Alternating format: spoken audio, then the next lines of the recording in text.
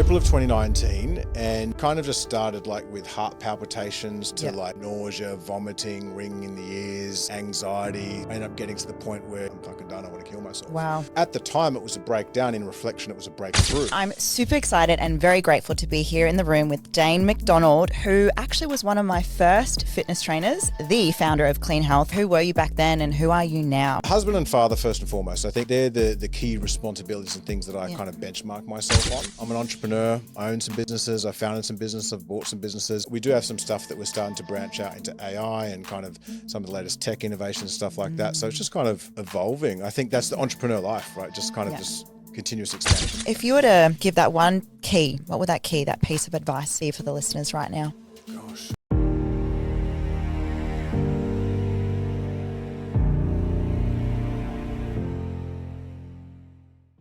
All right, welcome back to Keys to the Queendom. I'm your host, Tamara Meyer, and I'm super excited and very grateful to be here in the room with Daine McDonald, who actually was one of my first fitness trainers when I competed back in the day for WBFF. And Daine is the founder of Clean Health, and he has had some incredible people that have been mentored by the way, which I'm excited to go into more of that. Yep. You've also now recently founded a new company called Core Coach, which I'm really excited to dive in about that for the fitness people in this beautiful space. Yep. But what I'm really excited about is understanding what the last few years have been like since I've seen you. I know. I kind of was, you showed me that photo before and it's like, it's 2016. Oh my I feel God. like, it was 2016, 2017, but honestly, look at that. Yes. Love that. You did well. That was keto. Yeah. Never again. No, but like, I think for both of us, right? Like the last 8-10 years is just, I kind of look at the last 8-10 years as like, well, I feel like I'm stepping into phase 3 now, if I'm honest. Yeah. But the last 8-10 years have been like phase 2. Phase 1 was like, that really career one, Coach Daine, and you were like one of the last clients, like you, Lauren Simpson, and a few others that kind of, I guess, wouldn't let me retire back then from coaching. I still had a few. Yeah. And then that kind of era ended, and then it's just kind of really went more into business and personal development specifically. And to kind of where it's at now with 7 kids, multiple businesses, a lot of different things that we're doing. So it's just like, I'm just grateful for the journey, honestly. Yeah, and I really want to first and foremost say, I'm very grateful that, you coached me, and it was definitely a time, a time of our life, a season of our life. And, for the listeners who don't know who you are, which I'm sure they all do, but, who were you back then and who are you now? What's been... Yeah. Look, when people ask like, "Who are you? What do you do?" Like, first thing I say is, I'm a husband and father of 7. That's the most important thing in my world is my family. Yeah. Today I left the hotel at 5:45. I'm like, I'll see everyone back at about 9 o'clock tonight, right? Because it's They're not coming to dinner. Oh, Lauren is, but the kids aren't. Trust me, they're I was like, lovely, that'll be fun. You don't want all 7 of them there. But husband and father first and foremost. I think they're the key responsibilities and things that I kind of benchmark myself on. Other than that, I'm an entrepreneur. I own some businesses. I founded some businesses. I've bought some businesses. Everything for me primarily right now is still predominantly in the health and fitness space. Yeah. But we do have some stuff that we're starting to branch out into AI and kind of some of the latest tech innovations, stuff like that. So it's just kind of evolving. I think that's the entrepreneur life, right? Just kind of just continuous expansion. I love the word evolving. It was what my theme for the podcast was for last year, and this is transformation, season 4, which I think is really cool to bring forward. But I think you mentioned you retired from, I guess, phase 1. Yeah. And what was the reason behind that? What made you go, okay, what's phase 2 for Daine, That was phase 1 to phase 2 was more, I'd say, a business decision, because I think when you go from like, 5 figures earning 50 grand a year to 6 figures, 100 to 2, 3, and then 7, like a lot of the time you do that through being the SME, right? And the SME is generally the practitioner, the person that is the expert in solving that particular problem in the marketplace. Yeah. But at that point in time, I had multiple sites, multiple different arms of the business. And so it kind of required from me at that point to kind of make a decision, like, am I going to continue to be the SME and kind of manage the business haphazardly and kind of on a 5 out of 10, or am I going to take that same kind of drive and ambition that I did into becoming the SME into the business side of things and really grow and scale my business? Yeah. I mean, I obviously chose the latter. So that it was a business decision based off kind of evolution of where I was at. You know, and that was the main driver for it. And I'm curious to know, because I'm in, I think, the third year of my TMC business. We're focusing on scaling at the moment. We want to have kids one day soon, hopefully next year. Yep. And, you know, you talk about, you know, values fused family. And for us, you know, I think I was living in not in alignment to my business for a while with values. And I think what's really beautiful, what you've shared, there was something that happened not too long ago where you were not well, I believe. Yeah. And that changed the trajectory, or even just the process. Yeah, that was in 2019. Well. So it's like, I think we kind of, 2017 was where kind of we, you know, stopped our coaching and moved into different space and whatnot and things like that.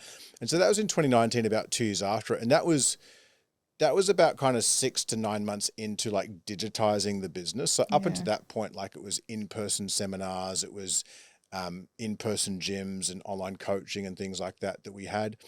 And it was digitizing the business. And I think I went all in on that process. But I think obviously at that time, I'd also spent half a decade off the back end of like family court stuff with my previous marriage. And there was just a lot of emotional and physical and just stress. Yeah. And I ended up having a massive like nervous breakdown. And that was in... I remember, I think it was... Yeah, it was about April of 2019. Yeah. It was April of 2019. And it kind of just started like with heart palpitations to like, you know, nausea, vomiting, ringing in the ears, anxiety, you know, to not sleeping one night and then not sleeping another night. And then a week later, I've slept 3 hours. And, you know, sleep deprivation is one of the greatest forms of torture. I don't recommend you trying it. And it just kind of compounded from there. And to the point where I started getting like, you know, extremely like anxious, suicidal thoughts. I ended up getting to the point where, you know, like I was like openly talking to my wife, like, oh, I'm fucking done. I want to kill myself. Wow.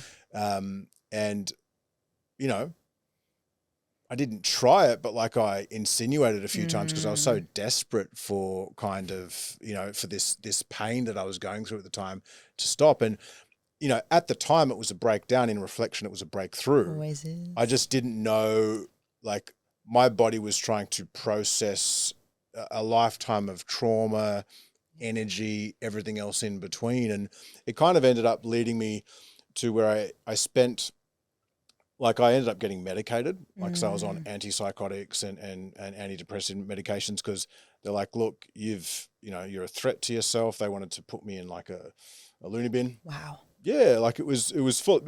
One thing you probably know about me, if I do something, I 10x it, right? I go all in on it, right? You're very much so I did depression and anxiety like really well. You know, I was like a poster child for that. And I think throughout that period, sleeping 90 minutes a night consistently for months on end, medicated, I ended up finding a like executive burnout retreat in the like hinterlands of the Sunshine Coast. Wow. And it was there that I finally started to like, it was like a 10 to 12 hour per day reprogramming where you literally are learning about these emotions, you know, like back then it was funny. I was the guy that depression, are you just weak? Isn't that anxious, funny? you're a little bitch. Yeah. You know, like I had no empathy, no compassion because I was programmed and brought up where to show like old school British culture, like emotions and feelings are weak. And, you know, then the universe like, okay, sure. Now Let's you can experience it. Yeah. You know, now you can experience it. And, you know, I ended up going to this retreat where we started to learn about all these things. And every day you would spend 6 hours on, you know, an hour with a psychologist, an hour with a hypnotherapist, an hour with a doctor, an hour with a trainer, an hour with a nutritionist, an hour with a yoga teacher, an hour with a shaman. And you would literally spend hours every day reprogramming yourself across all these different modalities. And day by day, week by week, I started to get better. And it was there that I actually found meditation. And so meditation was what like truly transformed my life. And it was actually the works of a guy by the name of Dr. Joe Dispenza. Yay. We love him. Yeah, and I remember being there, and one of the teachers, she did some inner work on me, and like, you know, went through some regressive stuff, some hypnotherapy stuff, and she went down quite deep. And I distinctly remember she jumping out of her seat,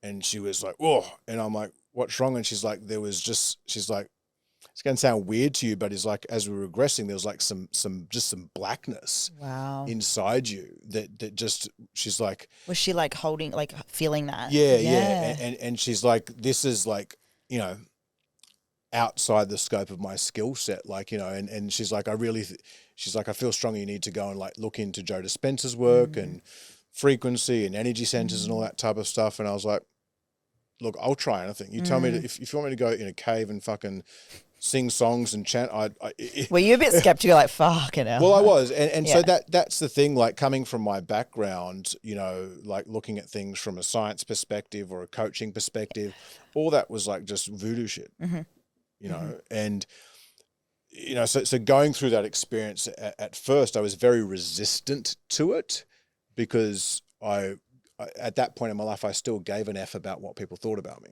Yeah. Now I'm at a point in my life where I honestly don't care. And I think liberating myself of that and letting go of all that has allowed me to step into the person that I'm in today. Yeah. And, you know, it's beautiful. It was that Joe Dispenza anyway, and I remember reading the book and I'm like, this just resonates with me. Yeah. And because the way, you know, he obviously broke it down in a way that, you know, was pretty straightforward. It had the science behind it. I'm like, okay, I can feel into this. I'm going to give this a go. Yeah. And I remember I'm like, I really need to go see this person, this guy in person. You saw him in person. Yeah. But at the time I couldn't, like his seminars were booked out. Yeah. And the next one was in like Mexico at the end of the year. I'm like, oh, look, I'll put my name on the waiting list. And 2 months later, by that time I'd come back home. So I'd finished that period of 3 months away from my family. I was finally sleeping more. I was still on the medication, which were like soul crushing and mind numbing. But at that point in my life were a necessity for me, right? Like they were a Band-Aid. They were never going to fix the root cause of the problem, but they were the Band-Aid. And about a week out from when this event was meant to be on, I get an email from their team saying we have a spot. Wow. And so I booked it, jumped on a plane to Playa del Carmen in Mexico, and ended up spending a week over there with Joe, and it transformed my life. Yeah. I read his book, Was it the book that you read, Breaking the Habit of Being Yourself, that got you to think? That one, and then after that was Becoming Supernatural. Yeah, I still haven't read that one, but Becoming Supernatural is definitely one of the most like insightful books I've ever read. Yeah. Do you reckon, because for me, I haven't read that one, is there an order for you? No, that's definitely the right one. order. Yeah. I thought so. Because there's a meditation with that. Yeah, in the book. Breaking the Habit more talks about, you know, like programs and kind of stepping into Tamara 2030. Yeah. Right. Yeah. Whereas Becoming Supernatural goes more down the rabbit hole with frequencies, quantum physics, and things of that nature. Yeah. Everything you've shared, and I just want to honor and acknowledge everything. Who you're going to be meeting tonight, Jordan, when you spoke about the suicidal conversations, that has been recently, well, actually probably something that we've been having to readdress because he's getting his ADHD assessment done. And so he left his boil making job and started to work within the company for TMC. Yeah. And very much when you work with your partner and you're in a relationship with your partner, it brought up so much unresolved trauma within myself and him. Yeah. Everything you shared, how was that for Lauren, and what have been some of the breakthroughs you guys have had as a couple, and also working alongside each other, I would say too, yeah, right? like so she at that time when I was going through it, that was in a period where she'd just come off giving birth to our first child together, but our fifth from our I remember this. Marriages, yeah. Duncan. And so she wasn't working. So she basically was able to hold space for me. Beautiful. In a time of need for me. And like I didn't mention, like during that time it got so bad I couldn't work. I had to hand over the reins of my business to our ops director, and he was promoted to CEO, and I literally couldn't work. And you know, I had 50 people working in the business at that time, and a lot of people relying on me. So I was fortunate that I had a team that basically I could step away. And that was actually the first time I saw that, you know, the business could run without me. Yeah. Might not grow the same with me as the founder, but it could actually run without me. Yeah. But like coming back to her, like Lauren, she's amazing. Yeah, she's amazing. Like she kind of went through what I went through when she was a teenager. So, you know, she was able to she was always the person when I was saying, oh, depression, you're just weak-minded or anxious. What are you anxious for? Like all that stuff. She was a person to be like, yeah, it is a thing, you know, and would always encourage compassion and empathy. Beautiful. which at the time I didn't have. I didn't have, but she definitely held that for me in that time. And, honestly, if it wasn't for her, I don't think I would have gotten through that period. Yeah. She was the person that basically was my North Star and my why. Wow. When I'm going to fucking cry now. Jesus, what are you doing, Tam? Welcome back. But yeah, she was the person that basically was my North Star during that time. Obviously the kids were too, but being there as a supportive wife and partner, when you're in the dumps. And so that's something that I've taken away from that, is just developing that compassion and empathy, these traits that I'd had when I was younger, but I think the trauma of life and our upbringings and the experience that we come into, the family that we come into, sometimes you lose this. Yeah. You lose this. I was fortunate to come back and find it. Yeah. And I love, again, really appreciate you sharing that. I know the feeling of, so Jordan is my why. And when we were going through the assessment for ADHD, and he was basically reliving the first time he was about to, jump off a cliff, was based on his work environment. And I remember feeling like this is my person. And there's been times where I struggled, and so I think what you've shared is really beautiful for the listeners, and also for myself to see and witness too, because I can't wait for us all to have dinner tonight together. And I think to the other point you made about working with your partner, I think so we actually have a thing called the DLM playbook. Right. So the DLM playbook is a SOP, or a framework that I developed based off our unique skill sets. So there's kind of a few types of roles that people can play. I'm the visionary and the architect. I think I've heard about this. Right. Yeah. Well, this is my own take. Yeah. This is my own take, because I kind of look at I'm an inherent. There's multiple types of intelligence. I like to say you got IQ, EQ, CQ, SI, and QI. So I'll explain what they are. So you got intellectual, so IQ, right? We all know what that is. Math, science, all that. You got emotional intelligence, right? We all also know what that is. But there's a few areas that we don't pick up on a lot. One of them is creative intelligence, and I think that's separate. This is my own personal opinion. I think creative intelligence is separate from IQ and EQ. Creative intelligence is something that generally a lot of founders have. Yeah. So the ability to basically create a whole new concept or solve a problem that no one thought about. Yeah. There's a level of receivership of that information that comes from a place of creativity, right? So creative intelligence is something that I'm fucking strong at, right? That's true. I definitely see that. Yeah. And then there's the spiritual intelligence. That's something that Lauren is very strong in. And then there's quantum intelligence. So what I refer to as quantum intelligence is almost like your ability to interact with the field around us and manifest your reality as an architect. Yeah. And that's something I'm very strong at too. Did you, when you worked with Dr. Joe Dispenza, was that something that from that experience you looked into quantum physics or quantum? Yeah. He opened my eyes up to that a lot. Just because I experienced some stuff during that week, it would be hard to explain too, right? That would be hard to explain to listeners right now, unless you, I could explain stuff right now that some of your listeners say, that guy, he doesn't look it, but he's a fucking whack job. Right? Look, and look, I am a whack job. I have 7 kids, duh. But the reality is,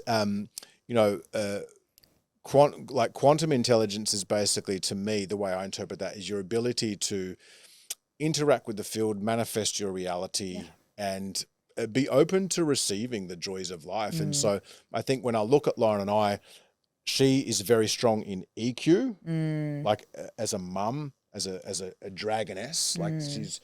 She's great at holding the presence. Capacity to hold, I would say too, right? Holding the presence in our household. Yeah. I think for most men, I'm very much about going out there and creating and generating the legacy and all this type of stuff. And she's like, that's great. Let's do that. I support that. You're awesome. But we're not in spirit land manifesting right now. We're in 3D here in a world. physical body, and there's some kids taking a shit on the couch right now. Can you please clean that up? Yeah. Type things. So we juggle those kind of things really well. But the DLM playbook is really about identifying what my strengths are, what her strengths are, and literally just sticking to it. So we've written out a whole 10-page SOP on this. There's certain parts in the business that I manage, like finance, overall vision, strategy. She focused on leadership of the culture and the team. That's awesome. So she really focused on holding space, because most founders too inherently don't have the time. Like, as much as I've developed empathy and compassion, these are, as an adult, not default motor programs of mine. Yeah. They're things I've had to skill stack and train. Yeah, I was going to say you'd have to still be working on it Yeah, progressively. all time. Yeah. And whereas for her, Comes as naturally. that's, whether you want to call it divine feminine, that's just something that she is better at. So like we're very clear, and we've been working in business now together for a decade. I was going to, this is what I wanted to talk about now, because it's like 18 years plus. You brought up Dr. Joe Dispenza, Dr. DeMartini I've had on my podcast. He's incredible. I've attended some of his workshops too. Yeah, and also Grant Cardone. So you've learnt some things from Dr. Joe Dispenza, Martini and Grant Cardone. What have been some of the key takeaways from them that have been something you've incorporated into your legacy? I think I think we have different mentors for different seasons of life. So like, if I go back to phase one, Coach Daine, mentors were people that were helping me stack skills that helped me solve the solution in the market that I was playing at. So at the time, I was a personal trainer and nutritionist, helping people get in shape. So I needed to become an SME at programming, at nutrition, and all those things. So people like Charles Poliquin and that were great mentors for that. In that area, when it comes to things like emotional intelligence and spiritual intelligence, fuck no, he was a horrible mentor in any of that. You're like, let's go into it. In any of that space, right? But like, whether it's like, like Tony Robbins or Grant, or like, if you look at those different intelligence spectrums that I spoke about, like creative intelligence, emotional intelligence, spiritual intelligence, quantum intelligence, I've gone to different experts. So Joe, quantum intelligence. Yeah.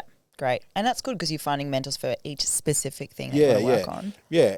And whereas someone like Tony, it's more like, defining my purpose, my why and stuff like that. I found DeMartini's been great for some of that stuff when I was doing his stuff back in, 5-6 years ago or whatever that was, I was doing it. So I think it's like identifying your skill gaps and what season of life you're at. I think for me right now, like, I have, like, if I look at just in the day-to-day with my companies and whatnot, there's 130 people across my businesses. I was going to ask that, but thank you for answering. So there's, it's 130 people at, with the stuff that we're doing, we should be at 250 to 300, people across our teams over the next 12 to 18 months. Amazing.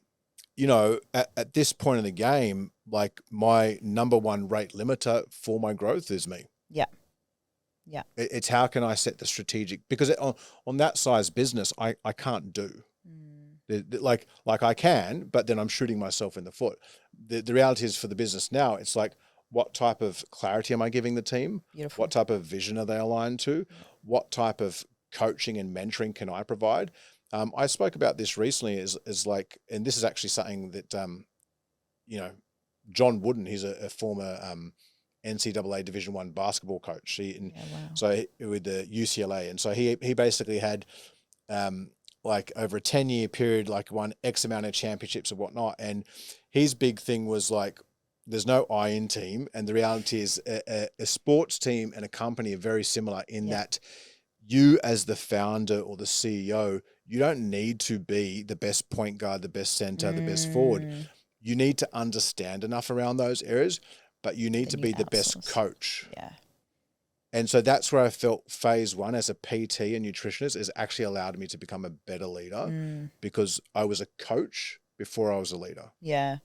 I really want to touch on what actually in the second question around what core coach is, but I really want to bring forward now, because you have had a decade of being an entrepreneur. Yeah. What have you noticed has changed now in our world? Like, I'm still quite new, if you think about it. Like, I've been in the professional dancing, acting space now in business, stepping into a new version and new identity.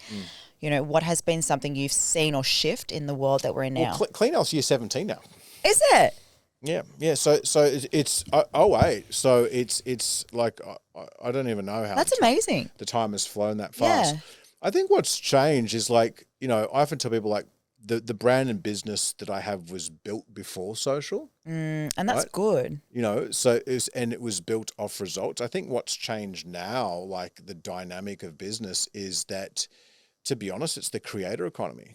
That's probably the biggest kind of inflection point or pivot. Although I would say, and actually I won't retract that, but I'll add onto it right now, is AI. Yes. Yes. Is AI as a good thing or as working with it? As a great thing. Yeah. So like, I think like people look at AI as a tool. I look at it as a partner.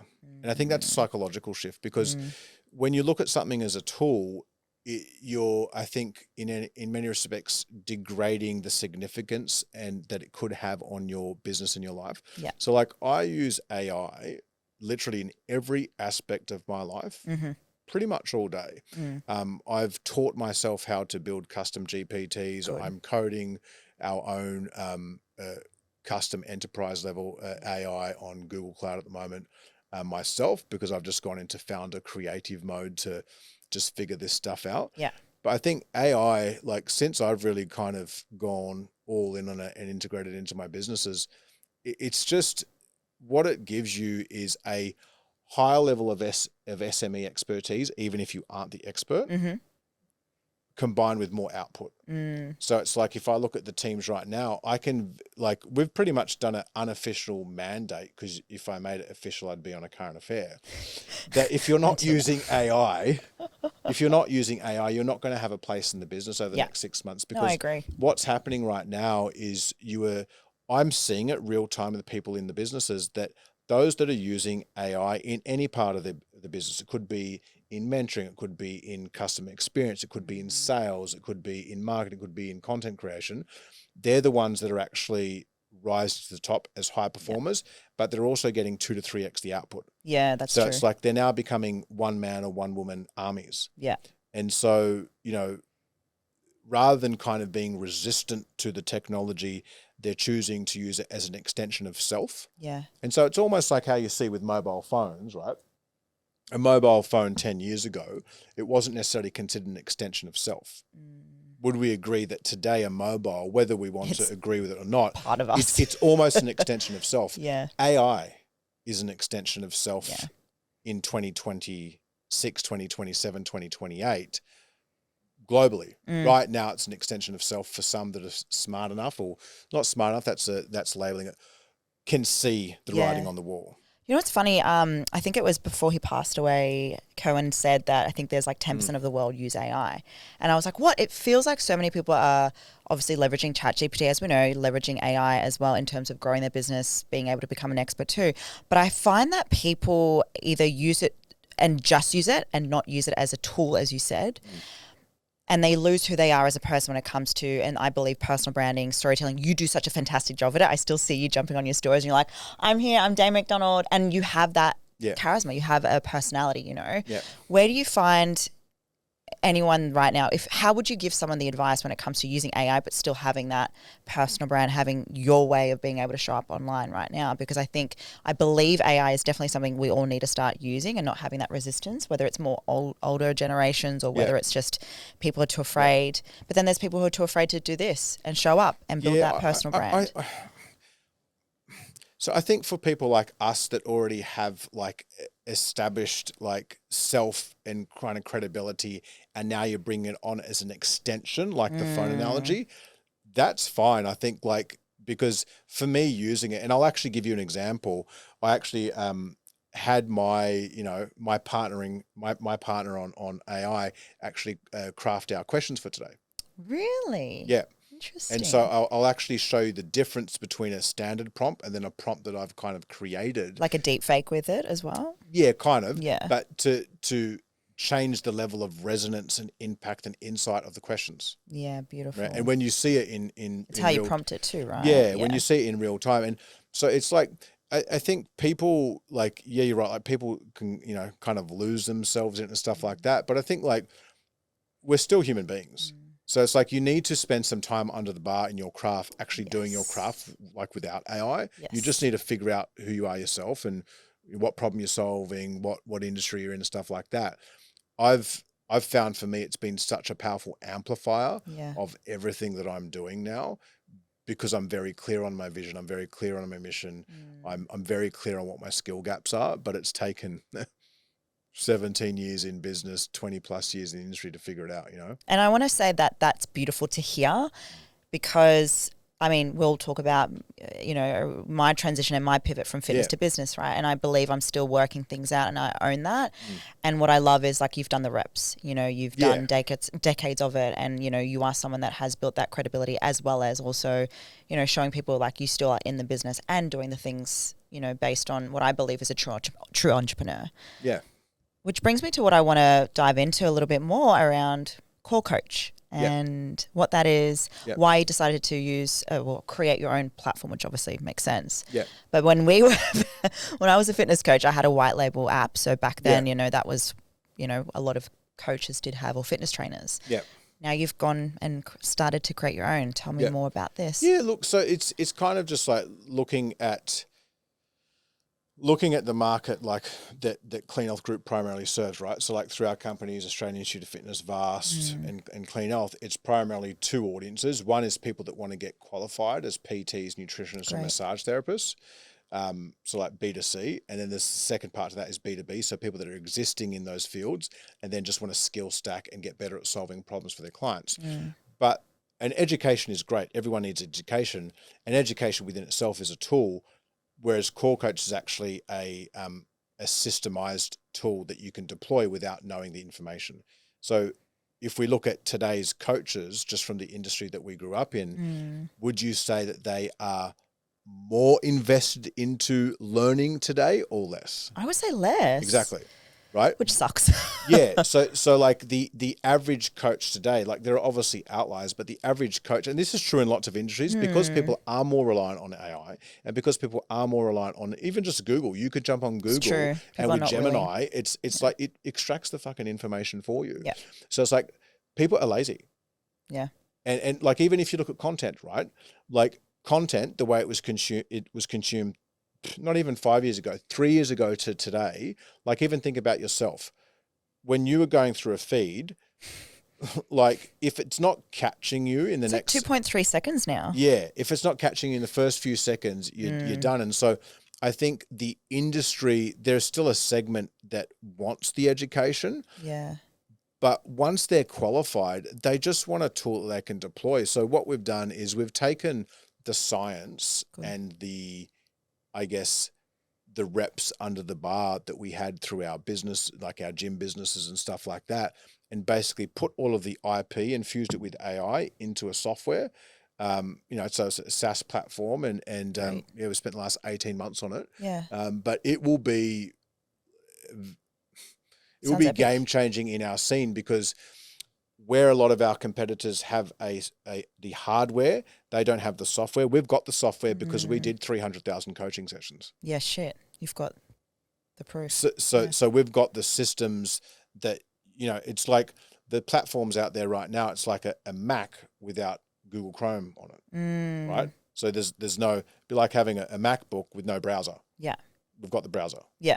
So it's kind of bringing that together and solving that problem in the market. And so is it already live? Like it's still in final stages of beta testing. So look, it's taken a lot longer than I would have liked, a lot more time, a lot more Patience. money. Something I didn't have before, but it's taken about 18 months. But that's awesome. Looking to get it out pre-financial year. Yeah, fuck yeah. And I think, again, coming back to the question around, pivoting and growth and what you've been working on, I think what's really great for the listeners to understand as your interpretation of your own around this, why is it so important to be able to pivot with the change in the entrepreneurship and how that could be applicable for the listeners right now?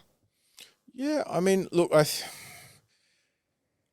think AI is a good example, right? It's like, I think over the next 12 months, you'll see people that are adapted to the technology and open to like integrating and utilizing it, and those that don't. And I think that's going to translate across into multiple different workforces and roles. People talk about like, I'm going to lose my job. I'm like, I don't listen to any of that. Yeah. And you hear that all the time. Like recession. Like honestly, you'll lose your job if you are not open to adapting with the times. Yes. It's not even about like entrepreneur, whether you're an entrepreneur or an intrapreneur or just someone that has no interest in any of that shit. Like, I think it's just having more of a growth mindset and being open to change. It's like when I sit down with my my parents or my father-in-law and stuff like that are all boomers, and we have these discussions, you realize how much of a generation gap is, and that a lot of people in society just aren't open to change. Yeah. I think probably the generation right now that was born between 1980 to 1987, right? I would say that, or 1990, 1988, that generation there is probably the first generation over the last several that is actually open to having this continuous growth mindset. So people between the ages of, say, 35 to 45. Yeah. Right? Yeah. Because if you compare like our age range and stuff like that to, people in their 20s now, they're far more open to these things. Yeah. I just saw it at the Zone before. I was there with Cade and a few of the people there this morning, and just everyone is just so onto the tech, onto things and stuff like that. Whereas, like my generation, even your generation to a certain extent, but you've always been adapting and big on change. I think that's just part of being of just having that mindset. Even when I was going through all of the stuff that I was going through a few years ago, I knew in my heart of hearts that like the life and the person that I was being in that moment wasn't my true self, and that I just had to persevere through it and come out the other side. And it was obviously something that I just had to go through. Yeah. It's like recently I lost nearly $2 million on a business deal. Yeah. Can you talk about that? What's that? Can you talk about that? Yeah, it's fine. Yeah. So the first time I lost about $1.5–2 million was in 2015 in my gym businesses.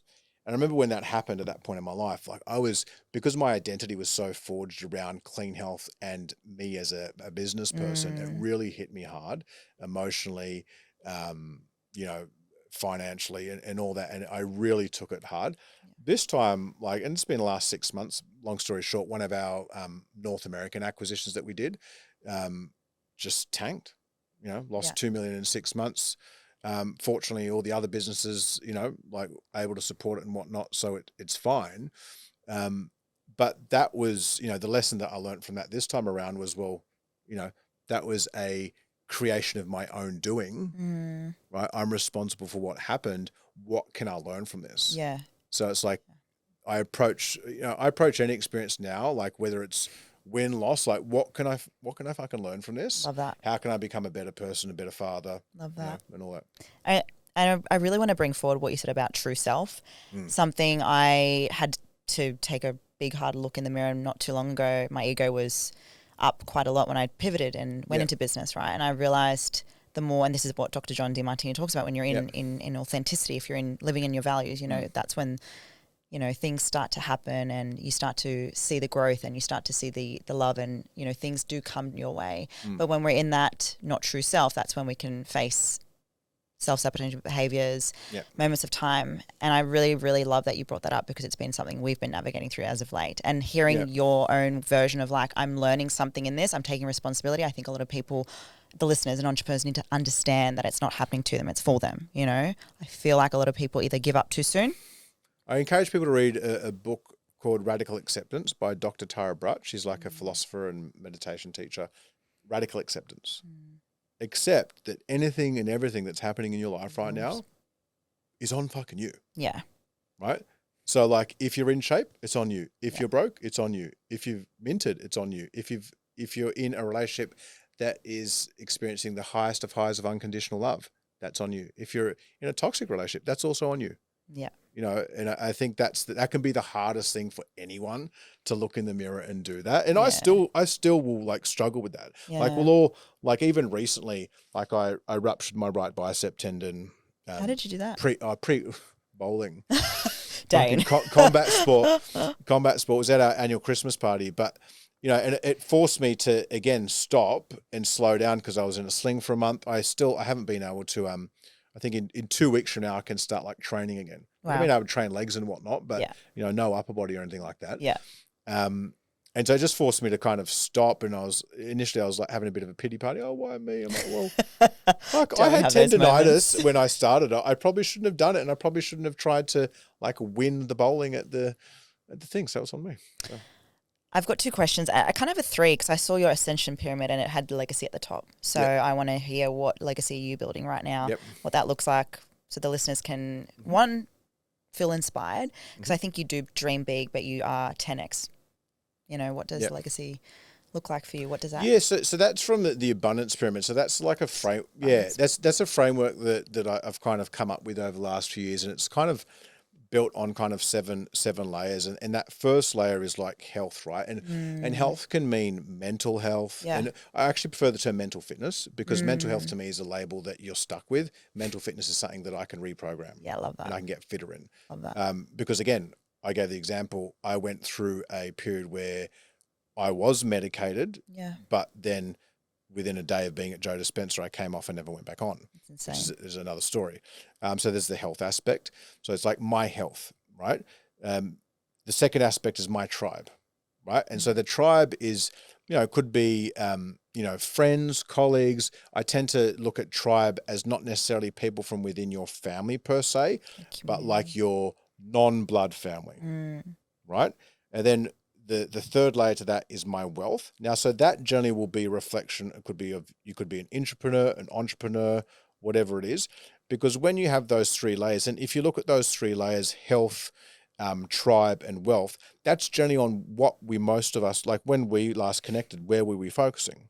Yeah. Health. It was health, our tribe, and our wealth. We weren't really looking at the fourth layer, which is around love, and more specifically unconditional love, and then we weren't necessarily looking as much as family, like actual family, and then above that, our life, like the lifestyle that we actually want to live within that, and then obviously the legacy that we want to leave on the planet. So I find that, depending on what stage you're at in your life, different phases will resonate for you. But for me, like if I kind of go through that, the more kids I've had, that's definitely helped raise my legacy-o-meter. Yeah. If that makes sense. Yes, you have intrinsic kind of motivation, right? And then extrinsic, obviously, like I'm motivated from within, but definitely having more kids, more children that are kind of relying on me, it adds to the why. Yeah. So I think for me, like, look, the legacy is like overarching for me. I want to leave a net positive on no less than 1 billion people on this planet by the time I leave this earth. Wow. And how I do that, whether it's raising their vibration from a mental aspect, feeling better about life, making more wealth, I'm just going to let that come to me. I'm very clear on where I want to go, but I also have now learnt that I can't try and control it. I really want to just say I love this version of you, because obviously we've not seen each other for the last 8-10 years, and it's just beautiful to it's two different people. Yeah, I get a bit emotional about it, because I can see you've grown. I can see that there's been a lot of healing. I can see that there's so much that you want to give, but then there's just this beautiful like abundance in you and realization too. Like you're like, hey, I own my shit, and I'm here to also change, but also stay the fuck on my way, because I'm here to make some big noise. So I really love this, Daine, so much. Thank you. The last question I always ask my beautiful guests on Keys to the Queendom, and that is, if you were to give that one key that opens up the door to his or hers queendom, what would that key, that piece of advice be for the listeners right now? Gosh, I knew some kind of question like this was going to come, because we always do them, but they are important ones. You know what? I just think it's like celebrate the small wins. I love that. The biggest thing I would find for me as like a fully fledged founder and entrepreneur that dreams big is it's not in my default motor program to be in the present. Right? My wife, that's her default motor program. She is in what I'd refer to presence. So there's being present, which is a reminder that, let's be present in the moment, right? Yeah. It's in our morning routine or our evening routine or our whatever it is. But then there's actually just being in a constant state of presence. Yeah. And presence is when you are continuously present in the moment all the time. And that's my wife. And so she's been the greatest teacher. Like we've activated each other in multiple different ways. It's celebrate the small wins, whatever that might be, every single day. And just be present in the effing moment. Fuck. Now that is how you drop a really beautiful way to end this segment. Daine McDonald, it has been an absolute pleasure having you here on Keys to the Queendom, Season 4, all to do with transformation. Thank you. I am your host, Tamara Meyer. I cannot wait to have dinner tonight. I'm hungry too. Bug rolls. See you guys next Wednesday on Keys to the Queendom. Thank you. All right. Yay. I'm there for playing big today with authenticity, because here is the thing. It's not about being perfect on stage, perfectly put together, which is important, yes. It's about being who you are.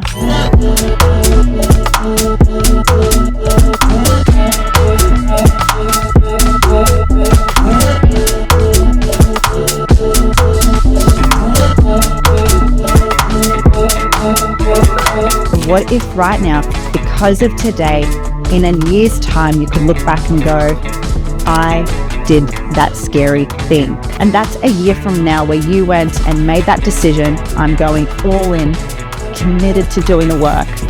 I'm committed because this is so much more than me. It's not about me anymore.